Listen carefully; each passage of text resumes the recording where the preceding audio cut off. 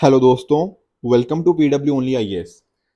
देखिए, हमारे पास अभी एग्जाम के लिए बहुत ही कम दिन बचे हैं। नियरली सिर्फ 7 डेज यहाँ पे हमारे पास पेंडिंग है। अब ऐसे टाइम के ऊपर ना कुछ स्टूडेंट्स का कंसर्न रहता है कि सर सी सेट के रिगार्डिंग अभी भी थोड़े दिमाग में डाउट्स हैं कि क्या हम अच्छा कर पाएंगे, नहीं कर पाएंगे, कैसा रहेगा हमारे आने वाले दिन, राइट।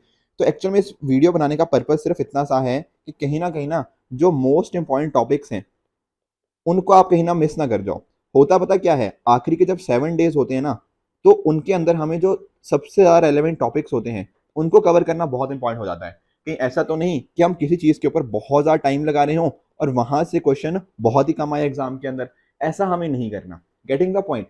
तो 7 दिनों को हम कैसे थोड़ा यूटिलाइज कर सकते हैं, कौन से ऐसे टॉपिक्स हैं, अगर हमने उनमें से कोई छोड़ा है तो क्विकली उनको रिवाइज किया जा सकता है। कुछ ऐसे टॉपिक्स मैं आपको बताऊंगा जो शायद आपका टाइम बहुत कंज्यूम कर जाएंगे पर उतना रेलेवेंट नहीं रहेंगे, तो वो भी आप ध्यान में रखिएगा।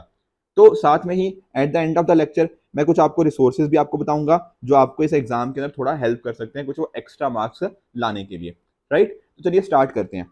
देखिए, सबसे पहले मैं आपको बताता हूँ क्वांट एंड रीजनिंग के रिगार्डिंग कि कौन से ऐसे टॉपिक्स हैं जो अभी तक अगर आपने नहीं करे ना तो इनको आप क्विकली कर सकते हो। आई एम वेरी श्योर आप सभी ने कर लिए होंगे, बट जस्ट एक मैं चेकलिस्ट बता रहा हूँ। जैसे फॉर एग्जाम्पल आप नोटिस कीजिए, डायरेक्शन।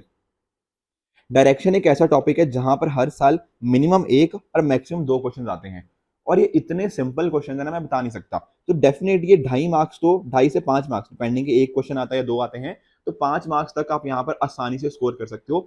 और ये जिनको बोलते हैं ना लो हैंगिंग फ्रूट्स, ठीक है ना, कि आसानी से इनके अंदर मार्क्स आते हैं, तो डेफिनेटली इनको आप मिस मत कीजिएगा। एक बार क्विकली बस रिवाइज कर लीजिएगा, तो 2.5 से 5 मार्क्स आप डेफिनेटली यहाँ पर ला सकते हो। उसी तरह से जब मैं बात करता हूँ एवरेज चैप्टर की, तो एवरेज चैप्टर भी इजी है। एक ही फॉर्मूला है इसके अंदर, चैप्टर के अंदर, कि एवरेज क्या होता है, सम डिवाइड बाय नंबर। आप पिछले 3-4 साल का कोई भी क्वेश्चन उठा के देख लो, सारे क्वेश्चन इस पर्टिकुलर फॉर्मूला से ही सॉल्व हो जाएंगे। अब यहाँ पर भी एक से दो क्वेश्चन हर साल है ही है, ठीक है। तो ये भी सिंपल क्वेश्चन है और आराम से आप इनको सॉल्व कर सकते हो। तो इसको भी अगर आपने छोड़ा हुआ है तो क्विकली एक बार रिवाइज कर लीजिए। साथ में बात करता हूँ परसेंटेज की। परसेंटेज डायरेक्टली भी एक आधा क्वेश्चन आता है और एक से दो क्वेश्चन थोड़ा इनडायरेक्टली भी पूछ लिए जाते हैं, तो that is another chapter that you must be focusing. साथ में आप नोटिस कीजिए टाइम एंड वर्क। हर साल ऐसे क्वेश्चन देखे गए हैं जहां पर पूछा जाता है कि मान लो कि इतने लोग हैं, उनको एक वॉल बनानी है, अगर इतने लोग होंगे तो कितने दिन में वॉल बना पाएंगे, ठीक है ना। तो एफिशिएंसी के रिगार्डिंग क्वेश्चन हो गया। या फिर कई बार इसका दूसरा तरीका पूछा जाता है पाइप्स के थ्रू, कि मान लो दो पाइप्स हैं तो कॉन्टिन्यूसली वो फिल करती हैं एक टब को इतने टाइम के अंदर, एक तीसरी पाइप है वो उसको एम्प्टी करती है इतने टाइम के अंदर, तो बताओ टब कितने टाइम में फिल होगा। तो ये एक ही क्वेश्चन है, ये अलग अलग क्वेश्चन नहीं है, ये एफिशिएंसी के साथ ही लिंक्ड क्वेश्चन है। तो यहाँ से भी एक से दो क्वेश्चन देखने को मिलते हैं।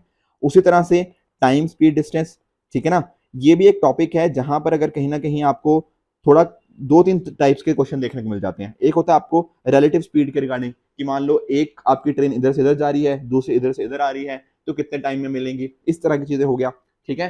कुछ क्वेश्चन हमारे हो जाते हैं इसके अलावा टाइम स्पीड डिस्टेंस के रिगार्डिंग, की एवरेज स्पीड के रिगार्डिंग कुछ चीजें पूछ ली जाती हैं, ठीक है।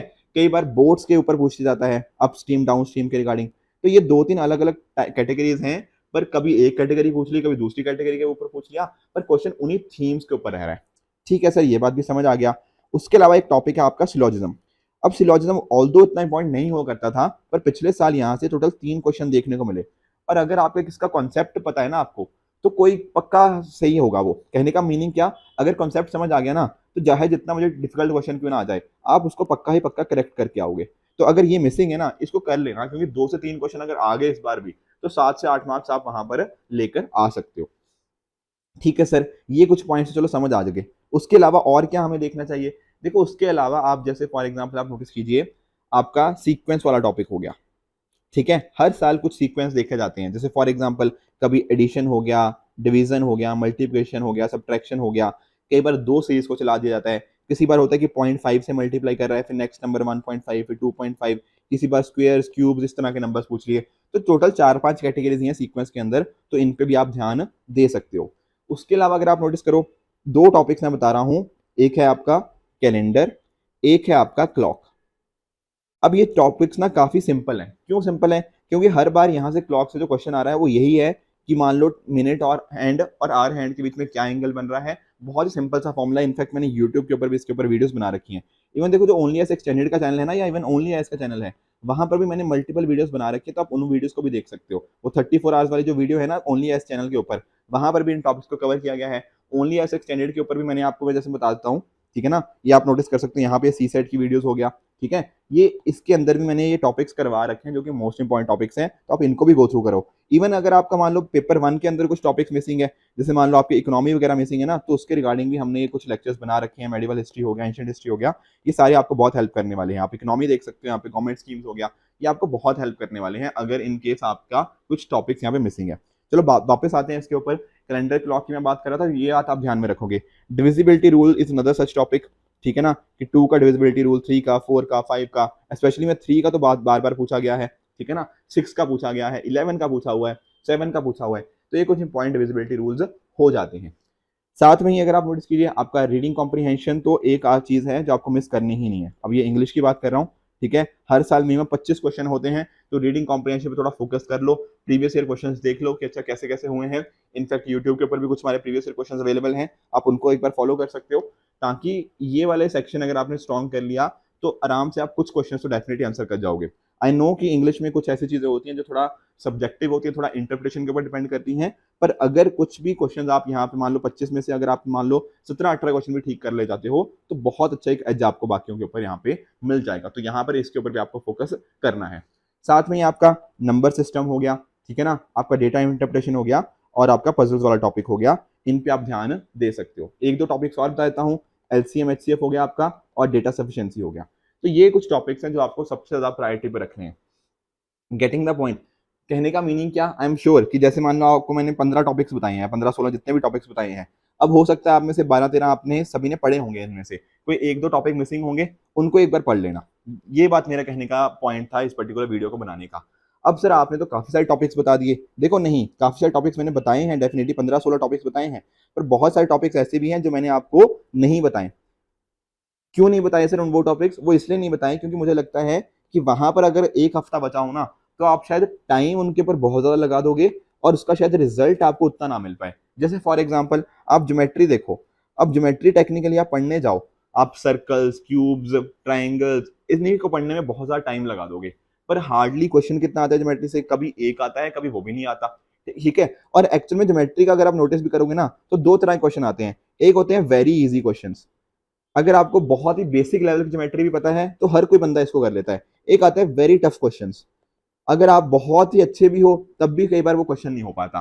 तो कहने का मेरा पॉइंट ये है कि ज्योमेट्री के ऊपर इतना टाइम मत लगा देना कि कहीं ना कहीं आप टाइम वेस्ट करने वाली कैटेगरी में चले जाओ। उसी तरह से मान लो आपका परम्यूटेशन कॉम्बिनेशन हो गया या प्रोबेबिलिटी हो गया, अब यहाँ से भी कभी कभी क्वेश्चन आ जाता है, मैं मना नहीं कर रहा, पर यहाँ पे टाइम बहुत ज्यादा लगेगा और आपका एफर्ट उतना, आपको कहीं ना कहीं रिजल्ट उतना अच्छा नहीं है। और सेम चीज यहाँ पर भी है कि क्वेश्चन या तो आते हैं बहुत ही इजी कि आप आराम से कर लोगे उसको, या फिर इतना है कि आपने बहुत ज्यादा अच्छी स्टडी करी है तब भी नहीं कर पाओगे। तो कहने का पॉइंट वही है कि यहाँ पर आपको ज्यादा टाइम नहीं लगाना चाहिए आने वाले दिनों के अंदर। साथ में जो क्यूब एंड डाइव्स वाला टॉपिक है, ये भी थोड़ा ट्रिकी बन जाता है, तो आप इसको भी थोड़ा, अगर नहीं पढ़ा तो आप इसको स्किप किया जा सकता है। क्लियर? कुछ और टॉपिक्स भी हो गया, थोड़ा रेशियो प्रोपोर्शन वाला टॉपिक हो गया, ठीक है ना, तो इनके आप थोड़ा कम प्रेफरेंस ही दीजिएगा आने वाले दिनों के अंदर। बाकी जो फोकस होना चाहिए वो उन्हीं टॉपिक्स के ऊपर होना चाहिए जो मैंने आपको प्रायोरिटी के अंदर बताए। तो रीडिंग कॉम्प्रिहेंशन पे ध्यान रखिए, बाकी साथ में ही जो मैंने आपको टॉपिक्स बताए, चाहे direction, average, percentage, profit and loss, time and work, time speed distance, syllogism, sequence, calendar, clock, divisibility rule, number system, ठीक है, डेटा इंटरप्रिटेशन, पजल्स, इनके ऊपर थोड़ा ज्यादा ध्यान में दीजिएगा ताकि इंश्योर किया जा पाए कि आप मैक्सिमम चीजों को यूटिलाइज कर पाए। क्लियर? साथ में जैसे मैंने आपको बताया है भी ऑलरेडी, ठीक है ना, आप इस चैनल के ऊपर बहुत इंपॉर्टेंट लाइव सेशंस आपके हैं सी सेट के रिगार्डिंग भी, और बाकी कुछ इंपॉर्टेंट भी हैं, इकोनॉमी, हिस्ट्री, ठीक है, इनको भी आप डेफिनेटली फॉलो कर सकते हो। एक और इंपॉर्टेंट चीज है that is CSAT formula booklet, ठीक है। वैसे तो देखो फॉर्मूलाज बहुत ज्यादा नहीं आपको यूज होंगे आपको एग्जाम के अंदर, पर कुछ चीजें होती हैं, जैसे मान लो आपको रिलेटिव स्पीड का आपको फॉर्मूला क्विकली रिवाइज करना है, वहां से क्वेश्चन पूछे जाते हैं, ठीक है, सीक्वेंस के रिगार्डिंग कई बार आ जाते हैं। तो यहाँ पर ना ये फॉर्मूला बुकलेट है, ये इस तरह से डिजाइन करी गई है कि जो मोस्ट इंपॉर्टेंट फॉर्मूलाज हैं वो आपको वो हेल्प करें, प्लस साथ ही साथ यहाँ पर आपको सॉल्व एग्जाम्पल्स मिल जाएंगी। स्पेशली मान लो कुछ 2022 में क्वेश्चन आया, 2021 में आया, 2020 में आया, इनको हमने वहां पे ना एज अ सैंपल की तरह बताया गया है कि कैसे इस फॉर्मूला के थ्रू आप उस पर्टिकुलर क्वेश्चन को सॉल्व कर सकते थे। तो ये फॉर्मूला बुकलेट भी आपको बहुत हेल्प होने वाली है। तो हमारा जो ओनली आईएएस का टेलीग्राम चैनल है, आप उसको डेफिनेटली ज्वाइन कीजिए, ये सारा कंटेंट आपको वहां पे मिल जाएगा, और साथ साथ जो हमारी लेक्चर सीरीज चल रही है आप इनको भी फॉलो करते रहिए। जो भी कहीं ना कहीं आपकी वीक है यहाँ पे, आप उसको यहाँ पर अच्छे से पढ़ सकते हो, ठीक है ना, इन सेशंस की मदद ले सकते हो एंड अपनी प्रिपरेशन को और भी स्ट्रॉन्ग कर सकते हो। ठीक है फ्रेंड्स, तो आई होप आप आने वाले एक हफ्ते के अंदर बहुत अच्छे से इस टाइम को यूटिलाइज कीजिएगा, ताकि इंश्योर किया जा पाए कि आने वाला प्रीलिम्स आपका बहुत अच्छा रहे और फिर अच्छे से क्लियर करके आप मेंस के एग्जाम की तैयारी की तरफ आगे बढ़ पाए। ठीक है फ्रेंड्स, तो आई होप आपको आज का सेशन बहुत अच्छे से समझ आया होगा। इसी तरह से आप भी अपने एंड पे हार्ड वर्क करते रहिए। Goodbye and good luck.